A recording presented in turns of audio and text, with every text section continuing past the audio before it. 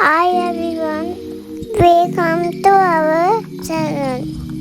ආයුබෝවන් ඔයාලා හැමෝම ගොඩාක් ආදරෙන් පිළිගන්නවා මගේ channel එකට. ඉතින් අද මම ඔයාලට අරගෙන එන්නේ මෙන්න මේ noodles recipe එක. ඉතින් මේක හදාගන්නේ කොහොමද කියලා අපි බලමු වීඩියෝ එකට යමු. ඊට කලින් මතක් කරන්න ඕනේ ඔයාලා මට ආදරෙන් දාන කමෙන්ට් වලට ගොඩාක් ස්තුතියි. මෙන්න මේ noodles එක තමයි මම ගන්නෙ. මේක හරිස් කන්ටෙක් වෙනවා ගහලම තියෙනවා. කෘත්‍රිම ආකලන ද්‍රව්‍ය වර්ණක හෝ කල් තබා ගැනීමේ ද්‍රව්‍ය වලින් තොරව සනීපාරක්ෂක තත්ත්වය යටතේ නිෂ්පාදනය කරලා තියෙනවා කියලා. ඉතින් පොඩ්ඩක් හරි බලනකොට පාවිච්චි කරන්න පුළුවන් එකක් තියෙන මේක නිසා මම මේක තමයි බබාට පාවිච්චි කරන්නේ. බලමු කොහොමද noodles එක හදන්නේ කියලා. මේ තම්බන්න කලිනුත් ඔයාලට පෙන්වන්න ඕනේ කියලා මට හිතුණා. මොකද අර හරිස්චන්ද්‍ර කියලා කිව්වම හැමෝම හිතන්නේ ගොඩාක් මහතයි කියලානේ noodles එක. එහෙම නෑ. මේ පැකට් එකේ තියෙන noodles එක ගොඩාක් හීනේ. අපි දැන් බබාට හදනකොට මේ වගේ දිගම කෑලි තම්බ ගන්නෙ නෑ. සාමාන්‍යයෙන් noodles කෑල්ලක් ඉන්නකො මම කඩලා පෙන්නන්න. මෙන්න මේ වගේ කෑල්ලකටවත් උස මෙච්චරක්වත් උස දීලා noodles ටික කඩා ගන්න ඕනේ. කඩලා තමයි තම්බන්න ඕනේ. මෙතන තියෙනවා තම්බලා පෙරලා ඇල්වතුරෙන් සෝදලා ගත්ත noodles එක. ලුණු බොහොම චූට්ටක් ඒ කියන්නේ ලුණු පිංචක් වගේ දාලා තමයි මේක තම්බගෙන දෙන්නේ. ඊට අමතර කැරට් තියෙනවා. කන්න හොර බබාලා ඉන්නවා නම් චුට්ටක් කන්න අකමැති අය මේ එළවලු කපලා තියෙන විදිහත් පොඩ්ඩක් බලා ගන්න. ඊට අමතර බෝංචි මල්ගෝවා තියෙනවා කෝලිෆ්ලවර් මෙතන රතු ලූණු කරපිංච සුදු ලූණු තියෙනවා ඉඟුරු දාන්නේ නැහැ මම මෙතන තියෙනවා පොඩ්ඩක් ලස්සන කරගන්න ලූණු කොළ චුට්ටක් ඊට අමතර මෙතන තියෙනවා තලපත් මාළු ෆින්ග් එක විදිහට මම ගෙදර හදාගත්ත එක ඔයාලට පෙන්නන්නම්කෝ මෙන්න මෙතන තියෙනවා බිත්තරයක් මේක මම ගෙදර හදාගන්න මෙන්න මේ විදිහට පාන්කුඩු තවරලා තලපත් මාළු කෑල්ල හදාලා තියාගන්නේ ෆ්‍රීසර් කරලා දවස් 10ක් තියාගන්න පුළුවන් හොඳම තත්ත්වය හොඳ මාළු ගෙනාවොත් ඔයාලා thumbnail එකෙන්ම දකින්න ඇති අද noodles එක හදන්නේ husband ඉතින් මේක ඔයාලටත් try කරලා බලන්න පුළුවන් පොඩි tip එකක්. ගෙදර ඉන්න කෑම හදන්න පුළුවන්. තවත් කෙනෙක් ලවා බබාගේ කෑම එක හදනවා නම් නිතරම අම්මා හදලා දෙන රසට වඩා වෙනස්නේ වෙනත් කෙනෙක් හදද්දි.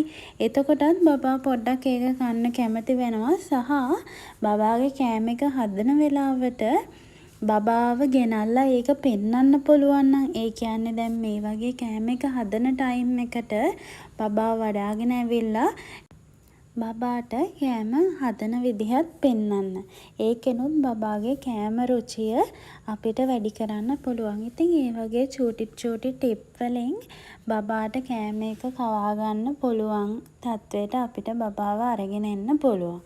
ඉතින් විශේෂයෙන්ම කියන්න ඕනේ මම මේ වීඩියෝ එක ෆාස්ට් යවන්නේ නැහැ. මොකද මට ඔයාලට මේ එකින් එක හොඳට පෙන්වන්න ඕනේ. ඒ කියන්නේ ලූණු දාන වෙලාව, සුදු ලූණු සහ කරපිංච දාන වෙලාව, එළවලු එකතු කරන විදිය සහ ඒවත් තැම්බෙන්න ඕන විදිය සහ බිත්තර එකතු කරන්න මොන වෙලාවටද ඒ වගේ ඒවා මට ඔක්කොම පැහැදිලිවම ඔයාලට පෙන්වන්න ඕන නිසා අනවශ්‍ය කොටස් විතරක් ෆාස්ට් යවලා අනිත් හැම එකක්ම වගේ ස්ලෝ තියෙන්නේ.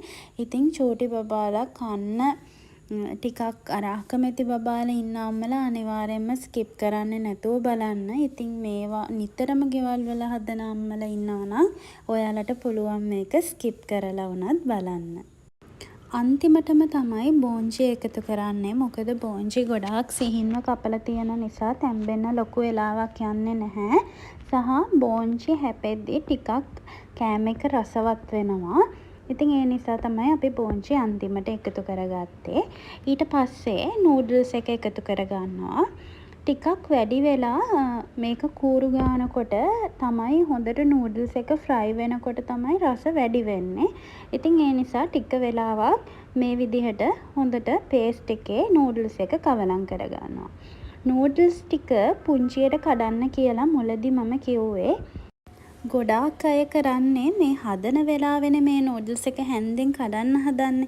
එතකොට අර නූඩල්ස් එකේ තියෙන ෆ්‍රෙෂ් ගතියත් යනවා සහ අපිට ඒකට අවධානය දෙනකොට රසට කෑම එක හදාගන්න බැරි වෙනවා. ඉතින් ඊට වඩා පහසුයි බබාට කන්න පුළුවන් අපිටත් ලේසි වෙන්න පොඩි කොටස් වලට නූඩල්ස් එක කඩලා එකපාරම තම්බ ගත්තාම ඒක අර දිග රේණු නැති නිසා කවන්නත් පහසුයි.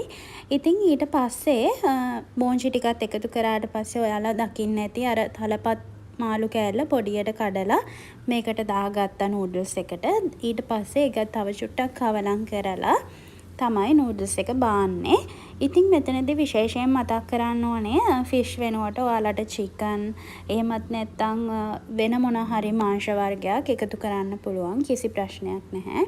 ඉතින් මේ විදිහට නම් ගොඩාක් රසවත්. මොකද මේ අපි මාළු කෑල්ලත් අර පාන් කුඩු වල තවරගෙන හදලා තියෙන නිසා ඒකේ රස ටිකක් වැඩි. ඉතින් ඔන්න ඔය විදිහට තමයි නූඩල්ස් එක හදලා ඉවර වුණේ. බොහොම පොඩි ප්‍රමාණයක් හදාගත්තේ. එතකොට තමයි රස වැඩි වෙන්නේ. අපි නූඩල්ස් ගොඩාක් ඇඩ් කරොත් අර පේස්ට් එක මදි වෙන නිසා නූඩල්ස් එකේ රස අඩු වෙනවා.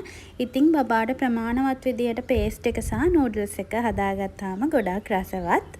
ඉතින් අපි තවත් වීඩියෝ එකකින් ඉක්මනින් හමු වෙමු.